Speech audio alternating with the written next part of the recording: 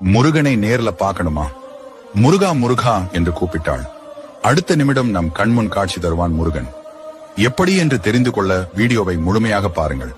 அதற்கு முன்பாக உங்களுக்கு முருகனை பிடிக்கும் என்றால் இந்த வீடியோவை லைக் செய்துவிட்டு முருகா என்று கமெண்ட் பண்ணுங்க. முருக பக்தர்களுக்கு வீடியோவை அனுப்புங்கள். ஒன்றை மட்டும் மறக்காதீர்கள், முருகனை வழிபட்ட யாரும் தோல்வி அடைவதில்லை. ஆறுமுகம் அருளிடும், அனுதினமும் ஏறுமுகம்.